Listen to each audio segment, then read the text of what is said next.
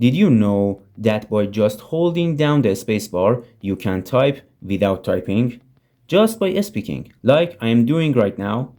Stay with me in this video and I will show you exactly how it works. Hey everyone, welcome back to another video.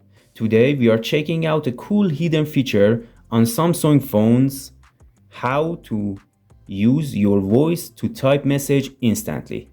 Here's how you can turn it on.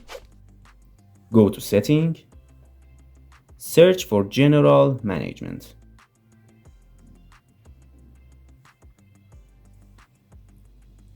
Tap on Samsung Keyboard Setting. Now scroll down and open Swipe, Touch and Feedback. Then tap Touch and hold a spacebar. Finally, select Voice Input.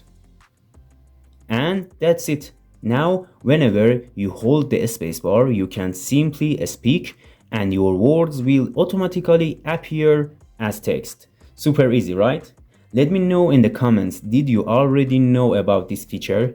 Or is this your first time discovering it? Two more helpful videos about Android performance and customization are on your screen right now.